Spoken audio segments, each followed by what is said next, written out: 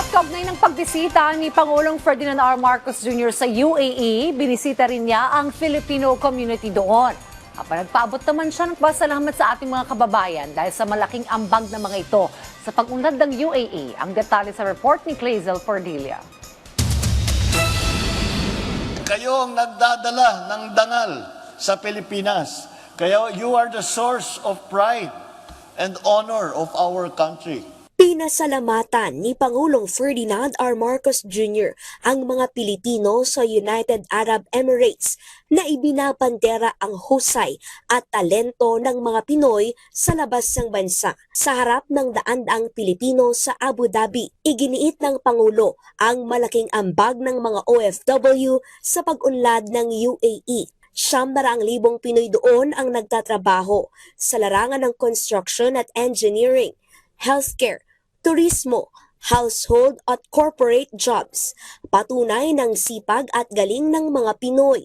Idagdag pa niya ang tibay at tiyaga ng mga OFW na iginagalang ng mga employer at pamahalaan sa iba't ibang panig ng mundo. Mahal na mahal ang mga Pilipino, mahal na mahal kayo ng inyong mga employer, lahat ng inyong mga kaibigan, naging kaibigan dito sa UAE. Dahil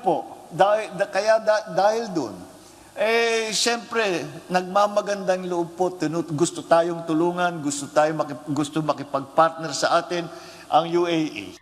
Tiniyak ng Pangulo na hindi pababayaan ng gobyerno ang mga Pinoy abroad habang pinalalawak ang trabaho, negosyo at pamumuhunan sa pagitan ng Pilipinas at UAE. Ibinida niya ang paglagda ng dalawang bansa sa Comprehensive Economic Partnership Agreement at Defense Cooperation Agreement na magpapalakas sa kalakalan at seguridad ng dalawang bansa. We envision a future where every Filipino, at home or abroad, has a chance to succeed.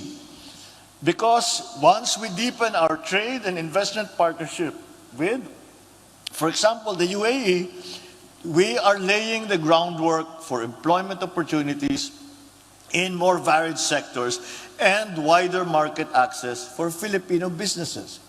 Nagsagawa rin ng OFW Serbisyo Caravan. Halos 700 overseas Filipinos ang natulungan at 2,387 na transaksyon ang naitala. 170 naman na cancer patients ang nabigyan ng tulong pinansyal. Kaya po ay lahat ng pangangailangan ng ating mga OFW ay ating ipinipilit na bigay sa mga benepisyo, sa mga tulong, sa mga suporta para masabi naman natin lahat ng pangangailangan ninyo ay sinasagot naman ng ating pamahalaan. Pangako ni Pangulong Marcos. Makakaasa po kayo na patuloy natin patatatagin ang mga programang naglalayong magsulong ng kaunlaran para sa lahat upang ating makamtan ang inaasam nating kasaganahan sa ilalim ng isang bagong Pilipinas. Clazel Cordelia para sa Pambansang TV sa Bagong Pilipinas.